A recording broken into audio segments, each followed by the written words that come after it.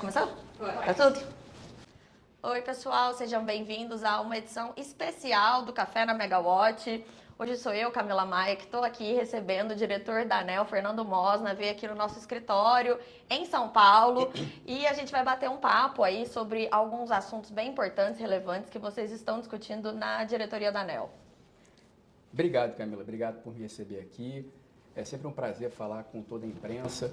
Eu que acompanho toda manhã as matérias de vocês de Megawatt, é um dos veículos que eu diariamente consigo ter o prazer de ver a cobertura do setor com toda a competência. Então, é a segunda vez que eu venho aqui. A primeira apenas conversamos e hoje fazer essa entrevista aqui. Obrigado por me receber. Fernando, você está aí na ANEEL agora já tem um tempo e antes você estava no Senado, né, como assessor. Você participou ali, você acompanhou, né, nos bastidores toda a discussão em torno do marco legal da GD, que é como a gente chama a Lei 14.300. Eu acho que quem está assistindo a gente está familiarizado com esses termos, geração distribuída. Agora, vocês estão com diversos assuntos relacionados à geração distribuída em discussão na agência reguladora, né? A gente tem aí a questão essa semana vocês deliberaram aí a questão da venda do excedente, tem também todas as discussões com as distribuidoras em relação às inversões de fluxo de potência, esses termos aí que vocês adoram usar. Qual que é a sua avaliação, assim, desde então, desde que a lei foi aprovada e esse momento, o que aconteceu, como que foi esse movimento? Certo. É curioso, sabe, Camila, porque eu tive um tempo no Senado, mas antes eu sou procurador da AGU de carreira. E quando eu estava na AGU, que eu atuava no grupo de atuação prioritária do setor elétrico, tinha uma série de temas que a gente agora na agência se debruça em relação a eles. Por exemplo, eu quando estava na AGU, estava na judicialização justamente da RBSE. Aí agora nós tratamos da RBSE na agência. Quando eu tive a oportunidade de trabalhar no Senado, teve também a aprovação do projeto de lei 5829, na época, que virou a lei 14.300, e eu tive a oportunidade de trabalhar também nesse tema. Então, acaba fazendo com que a experiência de estar no executivo, estar no legislativo, ela seja de algum modo assim simbiótica, ela se complementa. Em relação a esses temas que você falou, realmente são os temas do momento. É o tema que, em relação à geração distribuída, a todo momento todo mundo fala do que está acontecendo em termos de setor. Porque geração distribuída, ninguém imaginava que ia ter o tamanho que acabou tendo. Não, ninguém consegue prever, né? A gente sempre acompanha ali as projeções de crescimento da GD e sempre estão aquém do resultado. Exato, exato. Se fosse analisar, ninguém nunca poderia dizer que GD hoje no Brasil superaria 20 GB. Não tinha como. Nem com muito otimismo poderia imaginar isso. E o crescimento é exponencial, né? Porque teve uma época que eu ficava acompanhando o Power BI todos os dias, e todos os dias quando atualizava os números, era aquela coisa louca, assim, né? Todo dia, 100 megas pelo menos conectados. Imagina para mim, em todas as situações que eu vou, reunião, evento, alguma coisa, eu sei que já tem mais de 20. Quantos a mais eu não sei. Eu trabalho com uma lógica de cada mês um ponto alguma coisa vai crescer.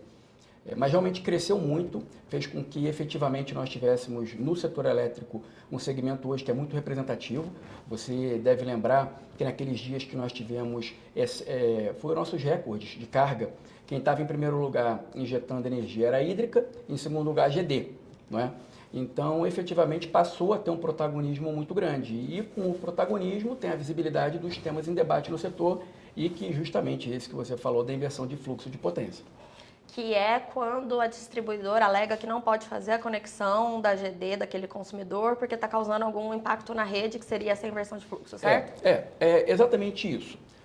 E qual que é o ponto? Quando nós fizemos a regulamentação da Lei 14.300 na agência, que foi a resolução 1059, relatoria do diretor Elvio, nessa oportunidade foi inserido alguns dispositivos justamente para dar um direcionamento de como que a distribuidora deveria fazer caso fosse identificado que tinha inversão de fluxo, que ela teria que apresentar um estudo, enfim.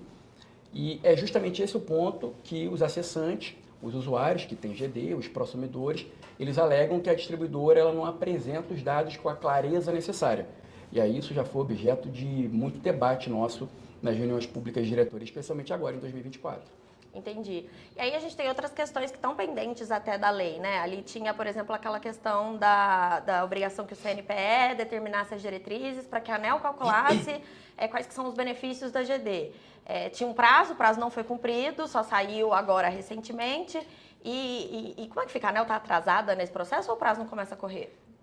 Na realidade, quando teve 14.300, tinha um prazo assinalado para o CNPE apresentar as diretrizes para a agência e depois, então, na minha interpretação, que tivesse a apresentação das diretrizes pelo Ministério para a agência, então começaria o prazo da ANEEL para poder efetivamente ver quais são os custos e benefícios da geração distribuída, fazer a valoração.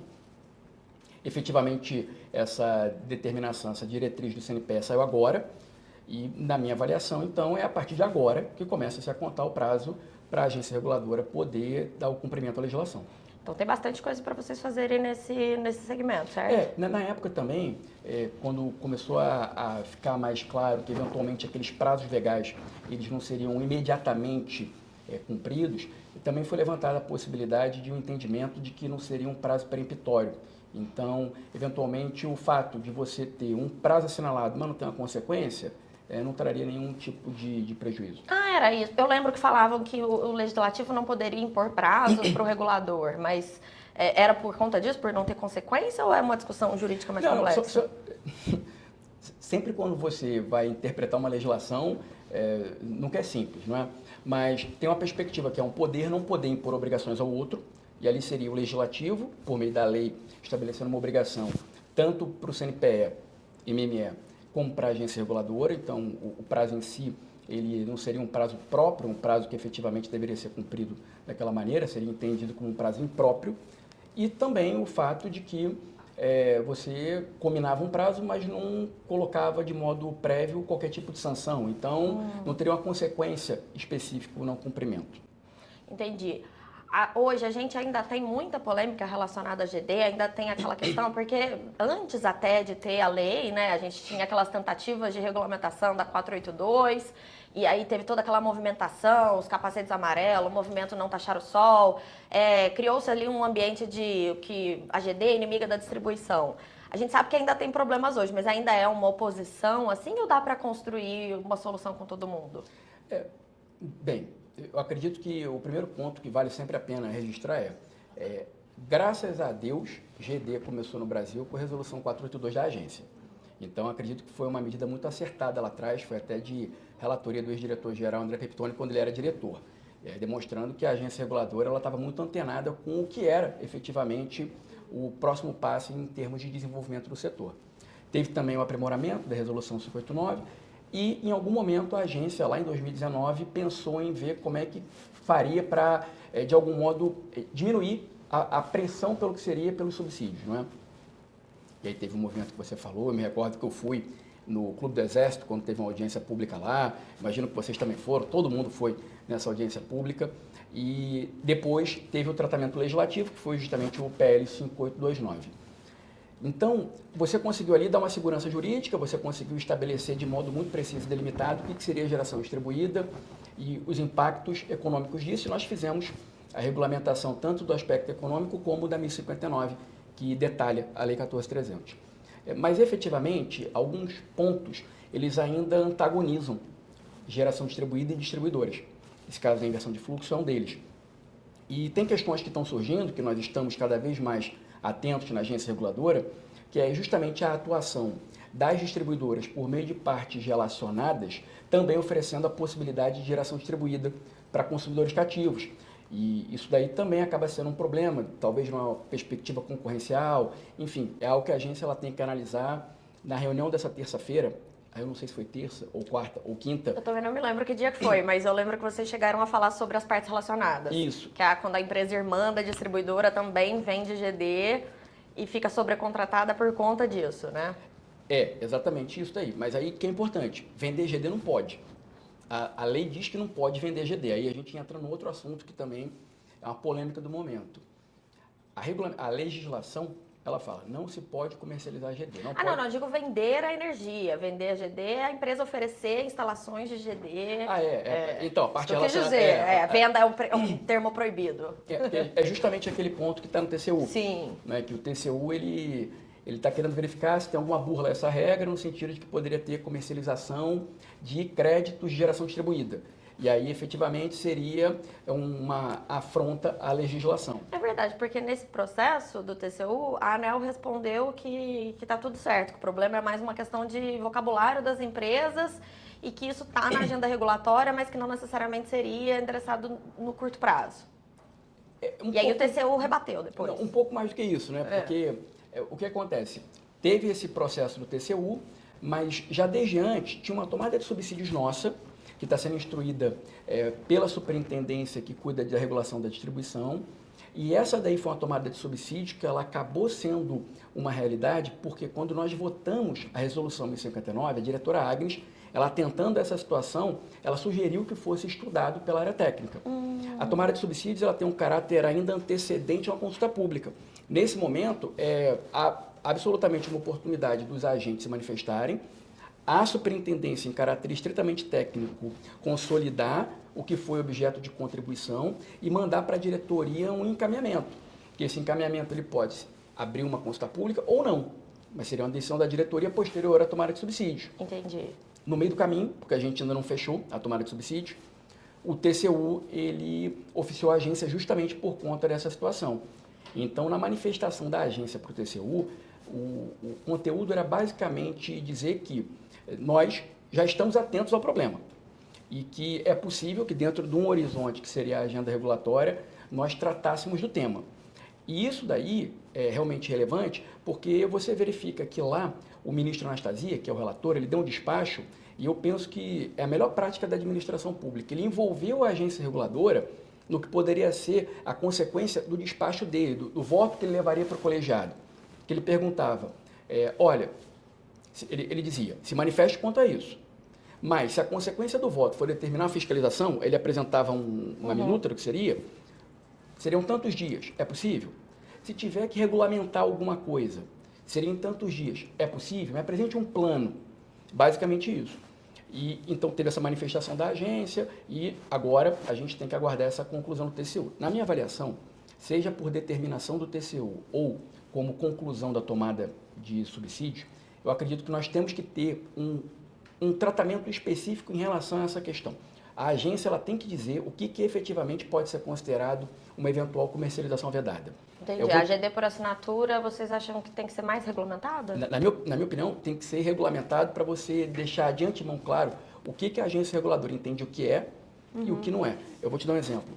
Quando você vê algum tipo de anúncio, basicamente dizendo venha para tal empresa, para tal consórcio, para tal associação, que você vai ter desconto de 30% na sua conta de energia. Sim.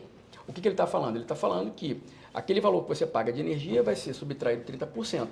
Só que por trás disso, nós temos a compreensão de que a tarifa ela é volumétrica, real por quilowatt-hora. Então, ele está utilizando uma grandeza, que é real por quilowatt-hora, para fins de propagandear um produto. E a lei ela fala, não pode comercializar energia real por quilowatt-hora. Então, qual que é a questão? A propaganda em si, ela, de modo muito claro, ela está descumprindo a lei. Não se sabe, e foi isso que a agência falou na manifestação para o TCU, se os atos constitutivos da associação, do consórcio, se o contrato que ela apresenta para a distribuidora, se também estão descumprindo a regra. Então, eu acredito que nós temos que deixar muito claro o que nós entendemos que poderia ser caracterizado como burla-regra e aquilo que de antemão não poderia ser caracterizado. E o que for lá conosco, no caso concreto, a gente aprecia. Até porque senão a ANEEL entraria numa fiscalização de uma área que não é dela, que seria do CONAR, né? Da propaganda, sim, seria CONAR. Isso foi dito pela agência. Sim, isso eu lembro que estava escrito. E aí, outro ponto polêmico que você falou, que vocês também discutiram essa semana, mas esse arrasta... Tudo bem, é quase ao mesmo tempo que a geração distribuída surgiu, né? Que é a questão do RBSE. Inclusive, para quem estiver assistindo a gente, tiver interesse em entender mais o RBSE, a gente vai colocar na descrição desse episódio, já estou pedindo para o pessoal, o link do Minuto Mega que a gente fez essa semana, que eu fiquei 20 minutos explicando tudo sobre RBSE, então acho que agora a gente pode já pular um pouco a explicação ali da herança da MP 579 e ir direto para o problema. Tem essa indefinição aí, se houve erro, se não houve erro de cálculo, e o impacto é muito grande, né? Seriam 11 bilhões de reais aí, para mais ou para menos, no fim das contas, para um dos lados, né? Ou os transmissores deixam de contar com isso, ou os consumidores deixam de pagar também isso. E agora esse processo está parado, pedido de vista, depois de uma longa discussão e deliberação em um dos dias aí dessa reunião infinita que vocês tiveram. Como é que você está enxergando agora isso? Ainda bem que você apresentou para a sua audiência o que é RBSE, porque aí a gente consegue aqui economizar pelo menos 20, 30 minutos para não precisar contextualizar. Mas senão a gente começa, então eu nasci, era dia 11 de setembro de 2012. Não, mas exatamente, MP579, MP591, Portaria 120, Consulta Pública 68/2016, Resolução Normativa 762, aí teve judicialização, aí teve reperfilamento, enfim, uma grande confusão. O termo que o pessoal fala agora é a nota técnica 85. Nota técnica 85 é o problema do momento. Você sabe que tem duas, né? São duas com o mesmo número. Exato. Sim. Tinha a nota técnica 117, aí teve a nota técnica 85 de 22, teve a nota técnica 85 de 23. Sim. E tem dois pareceres jurídicos e uma nota jurídica. Então, é tudo ali. Mas realmente é um tema antigo, eu estava te dizendo, quando eu estava na AGU tinha a judicialização da RBSE e eu estava ali pelo governo federal fazendo a defesa técnica da Portaria 120. Bem... Você estava em que época? Quando a liminar saiu em 17 ou quando ela caiu em 19? Ah não, eu fiquei na AGU até início de 19, então eu peguei a judicialização. Ah, então você pegou a época até que vocês conseguiram derrubar, né? Sim, porque foi em 19. Foi. Eu acho que eu fui para o Senado, posso estar enganado, foi março ou abril de 19, esse ano. Bem, RBSE. Também tem que dar uma contextualizada, né? Apesar de não entrar no tema técnico em si. Eu e Elvio éramos relatores. Atípicos, sui generis, não tenho conhecimento de nenhum outro precedente desse sentido na ANEEL ou em qualquer outra agência reguladora. De dois diretores diferentes relatando dois processos praticamente iguais. Então, o tema do processo é o mesmo. Só que por uma questão de sorteio e de prevenções e de impedimentos quanto à possibilidade de, numa instância ou em outra, o Elvio ser relator, acabou fazendo com que ele fosse relator de um conjunto de pedidos e eu fosse relator de um conjunto de pedidos. Mas o pedido é o mesmo. Então, sempre complicou um pouco, porque dois diretores relatando o mesmo tema. Nós colocamos na pauta em maio do ano passado, tiramos da pauta, depois o Elvio colocou, eu não tinha colocado, e colocamos novamente em novembro de 23. Eu tinha um compromisso com todos os agentes, eu tinha conversado com todos eles, que eu não deixaria de apreciar esse tema antes do encerramento do mandato do diretor Elvio. E foi assim que nós fizemos. Foi um acordo nosso para fazer com que o diretor Elvio participasse da deliberação em respeito aos agentes, porque realmente já se arrasta há muito tempo. Colocamos o processo em deliberação. Ali tem a nota 85 e tentando assim sintetizar, mas sem entrar no mérito, teve erro ou não teve? Se teve erro, isso acaba tendo um determinado reflexo que ele vai em proveito dos consumidores e dos geradores. Se não teve erro, isso daí mantém a situação tal qual hoje que beneficia os transmissores. A argumentação de parte a parte, ela vai no aspecto das transmissoras, segurança jurídica, porque negócios jurídicos foram constituídos, CPFL comprou empresa de transmissão, EDP comprou empresa de transmissão, a lógica também de fazer com que os recebíveis imaginados em termos do que vai ser homologado na TUST, levando em conta a RBSE, no balanço de grandes empresas como a Eletrobras, a CETEP, também. Por outro lado, as empresas geradoras e grandes consumidores, a ação também da Abrace, eles argumentam que teve um erro. Eu confesso para você, Camila, e eu falei isso para todos os transmissores, que eu tive uma reunião com eles na véspera. Eu e o diretor Elvio recebemos na ANEEL, segunda-feira, na véspera da 17ª reunião pública ordinária. Eu falei para eles, olha, eu excursionei por todos os aspectos do processo, porque eu estou como relator desse processo desde a minha primeira semana como diretor na agência. Eu tomei posse dia 15 de agosto, esse processo, essa parte do processo, foi para mim dia 22 de agosto de 2022. Então, há 1 ano e 8 meses, é um tema que eu, o tempo todo, converso com analistas financeiros, com agentes do mercado e estudo com a minha equipe. Eu analisei de todas as formas, teve erro, não teve erro, foi erro material, não foi erro material, é um erro de direito, pode ser tratado, vai aplicar o artigo 24 da LINDB, não vai. Porque você consegue observar que a temática ela não é simples, não tem nada de simples ali. E o encaminhamento que eu dei foi um encaminhamento de reconhecer o erro e você segmenta a abordagem em 3 partes. Uma parte, você vai fazer com que a remuneração seja anual ou mensal, e a remuneração, acompanhando aí estritamente a área técnica, é anual, justamente porque você remunera em termos de RAP, Receita Anual Permitida, então anual. Isso foi um entendimento da área técnica, foi acompanhado. Teve um outro entendimento que foi acompanhado também, que seria justamente como é que você faria a divisão do fluxo de pagamentos por conta de todas as intercorrências, então o valor controverso, incontroverso, reperfilamento, aí aquilo que seria pago de 17 a 25, de 20 a 28, acompanhando a área técnica. E aí o ponto central, que é, teve erro ou não teve? E eu digo para você, de forma muito honesta, de uma forma muito clara, a administração pública, ela, o tempo todo, ela está tendo que provar a consistência dos seus atos. Não à toa que tem atos que são judicializados, atos que estão sob o escrutínio do TCU. Nós vemos a questão das outorgas agora, de 300 mega, que a agência defendeu que estava correto e o TCU falou que estava incorreto. Então, eventual erro, ele pode ou não fazer parte da administração pública, mas em acontecendo, nós temos que reconhecer e dar tratamento. Juridicamente, tem a LINDB, Lei de Introdução ao Novo Direito Brasileiro, no artigo 24, que possibilita que você dê tratamento quando você identificou em algumas circunstâncias. E quando você não consegue acomodar nesse dispositivo da LINDB ou em algum outro, em reconhecendo o erro, ele é nulo desde a origem. E foi o encaminhamento que foi dado em relação à RBSE, entendendo que o fluxo de pagamento que tinha sido inaugurado como postecipado desde 17 e tinha uma sugestão da área técnica na nota, que era chamada de aprimoramento metodológico, que obviamente não era. Era uma correção. Eufemismo a gente usa muito no mundo, né? Então, que o pagamento, que ele era postecipado de 17 em diante e que a área técnica sugeria que fosse antecipado de 20 em diante, fazendo com que tivesse esses dois universos, na minha avaliação é erro, então tem que ser antecipado desde 17. E isso faz com que a remuneração do capital ela diminua um pouco, e esse um pouco, como a RBSE é gigante, alcança 11,64 bilhões, levando em conta aprimoramentos da nota técnica mais o reconhecimento do erro. Entendi. Agora, e aí teve 2 pedidos de vista da diretora Agnes naquela deliberação.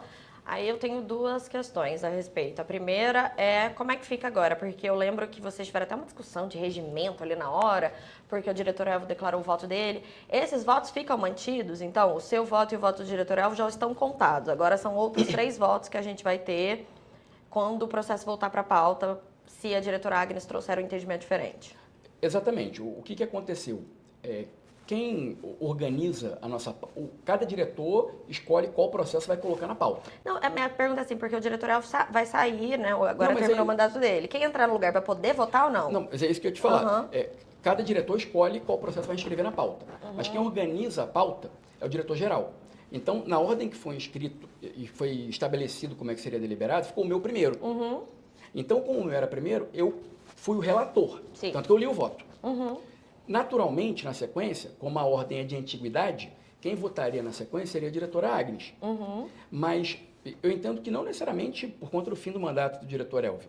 É porque o regimento permite que você faça com que seja registrado o seu voto, mas também porque num tema, como eu te falei, tem 2 relatores, mesma temática, 2 processos, não tem sentido que ele não coloque o voto, mesmo que o mandato dele não fosse acabar hoje, dia 24. E na ata está registrado o voto dele. Então, no processo que eu fui relator, tem 2 votos acompanhando o entendimento pelo erro e o pedido de vista da Agnes. No processo que o Elvio levou na condição de relator, tem o voto dele, levando em conta o erro e o pedido de vista da Agnes. Entendi. Aí, o que acontece? Qualquer nome que venha substituir o Elvio, seja da lista de substituição ou um diretor indicado pelo presidente da República e sabatinado que venha ocupar o assento no colegiado a tempo de eventualmente deliberar a RBSE, ele já não pode mais votar no lugar do Elvio. Entendi. E o outro ponto é, o pessoal ali, eles argumentaram muito a questão da segurança jurídica, principalmente o pessoal que comprou as transmissoras, né? A CPFL e a CPFL é Equatorial, né? A CPFL comprou a C3E e a EDP comprou a CELG. A EDP comprou a CELG. As 2 empresas alegaram ali a questão da segurança jurídica e aí muita gente falou isso, né? Já era foram decisões tomadas lá atrás, foram esgotados todos os recursos administrativos, as transmissoras, esse é um ponto muito sensível, né? Eu até lembrei no Minuto Mega da semana que a CETEP, quando saiu o MP579, eles ficaram sem investir em leilões de transmissão até sair a portaria 120. Eles só voltaram naquele leilão ali que teve em abril de 2016. Então, realmente é um ponto que é importante para eles. Como que isso entra dentro dessa análise que vocês fazem? Claro que o compromisso da agência é fazer com que o ambiente de negócios ele tenha segurança jurídica, estabilidade regulatória para a gente continuar atraindo capital, um setor intensivo de capital e com tanta presença de capital internacional. Sempre é relevante. Agora, se há um erro e é verificado um erro, você não pode simplesmente colocar um valor segurança jurídica para jogar um erro para debaixo do tapete. Vou te dar um exemplo. A nota técnica 85, a famosa nota técnica 85, ela fala que tem um aprimoramento metodológico. Você pensa, ótimo, interessante isso. Mas na regulação, não só na ANEEL, na regulação, quando você vai aprimorar uma metodologia, você não simplesmente coloca isso numa nota técnica. Você abre uma consulta pública. Os agentes se manifestam. Você fecha uma consulta pública e você muda o entendimento. Então, você não pode ter aprimoramento metodológico em sede de recurso. Isso não é argumento. Ok. Além disso, a nota técnica 85 também fala, literalmente, coloquei no meu voto, quando da decisão do que seria o RBSE, não existia lei ou regra que dissesse como deveria ser feito. Então, bem, se não tinha regra pretérita e você estabeleceu, depois da consulta pública 68, como seria, você está aprimorando o quê? Se não tinha regra antes. Estou te falando, argumento vazio. Sim, ok. Mais um caso, por exemplo, na sustentação oral da Eletrobras, na reunião, tinha um slide que mostrava a portaria 120. Sim. E o argumento era, é óbvio que é postecipado, que o regime de amortização é postecipado. Isso é óbvio. Por que teve consulta pública? Porque se abriu a consulta pública para definir como que seria o modelo de pagamento, e está dito que era postecipado, por que abriu consulta pública? Mas vamos admitir que era postecipado. A nota técnica 85, então ela errou. Porque se estava pagando postecipado e ela disse que o aprimoramento era ser antecipado, então teria uma regra pretérita e não poderia, sem consulta pública, mudar a metodologia. Ok. Então, a questão é muito interessante a possibilidade de você valorizar segurança jurídica quando você tem argumentos para isso. Quando você tem argumentos regulatórios, jurídicos, quando você tem consistência. A minha visão, e assim, Camila, eu estou há 1 ano e 8 meses com esse processo como relator. Analisei profundamente de todos os aspectos, até tentando lá imbuído de uma lógica de vamos tentar aqui construir um caminho que seja um caminho que não seja o mais drástico.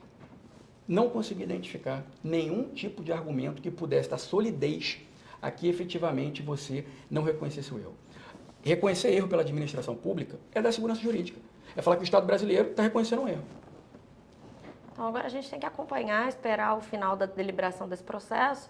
Talvez valha para esse ciclo tarifário, talvez para o próximo, né? Mas agora... Tem uma questão nossa, né? Porque o ciclo da TUST, o próximo ciclo, 24 e 25, ele começa em julho. Então, estamos agora no final de maio, temos mais um mês, talvez, para poder deliberar. E, enfim, se deliberar, ele entra no próximo ciclo da TUST, com qual conclusão for. Se não deliberar até o final de junho, então é uma questão que vai ficar pendente para o ciclo 25 e 26. Maravilha. Mosna, muito bom. Então, agora a gente continua então acompanhando vocês ali todas as terças-feiras nas reuniões para a gente entender como é que vão ficar os avanços desses processos. E reforço aqui o convite, volte sempre na Megawatt para conversar com a gente, conversar com os nossos seguidores, com os nossos leitores. Todo mundo muito interessado em todos esses assuntos tão importantes que vocês debatem ali. Ô, Camila, eu que agradeço, viu? Obrigado por me receber aqui, obrigado pela entrevista, por ser uma edição especial. Obrigado por toda a gentileza do Megawatt comigo. Café na Megawatt e o café não está aqui, né? Porque ele já tomou café, mas tudo bem. Porque, assim, quem me acompanha vê que eu bebo um café atrás do outro. Então, bebi antes de sentar aqui. Mas obrigado, viu? Deixar aqui também um beijo para a Larissa e agradecer sempre o tratamento especial que ela tem com a gente. Obrigado. Obrigada.